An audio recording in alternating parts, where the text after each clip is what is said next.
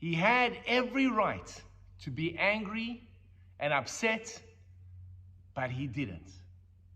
In this week's parasha, we read the beautiful and powerful story of Joseph and his brothers, and how at every point of the story, Joseph seems to get the bad end of the deal. He gets sold down to Egypt by his brothers. He finally picks himself up, rises in prominence in the house of Potiphar to be falsely accused of inappropriate action, behavior with the wife of his master. He's once again thrown into another prison. There he rises to a position of servant and helper to the chief warden of the prison.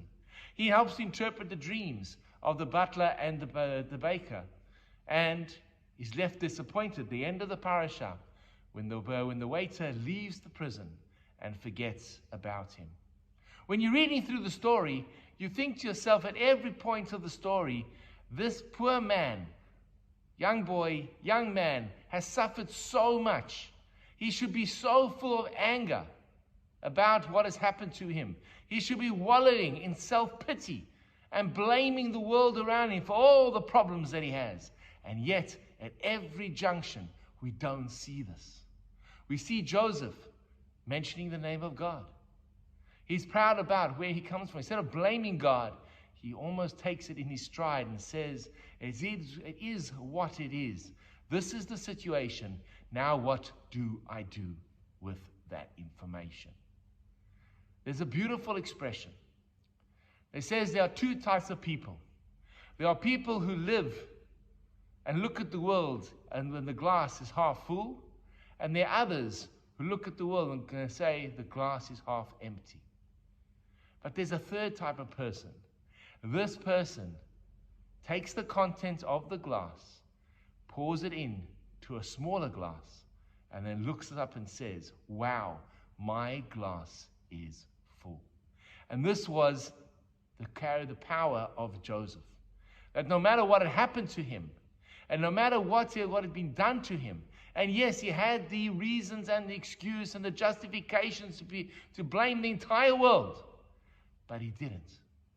What he did was he took his glass, poured the contents into a smaller one, and said, look how lucky and blessed I am. And if we can live our lives like that, we'll be able to find light and joy and fulfillment and meaning in whatever situation. And this is the powerful lesson which links our parasha to the festival of Chanukah.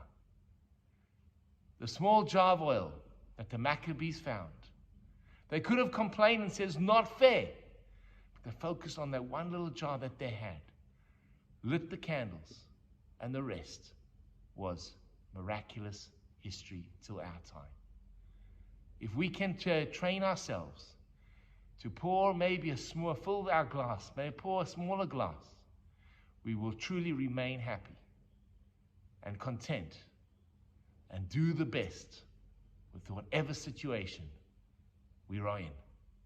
Shabbat Shalom and Chanukah Sameach. Hi, this is Rabbi Lewin. If you've enjoyed the content of the sermons and the ideas that have been expressed in the YouTube video, please hit that first subscription button and notification bell, and share the videos with friends. We'd love to grow the channel and love to engage with you. Please share your comments in the section below. I'd love to hear from you. Have an amazing day.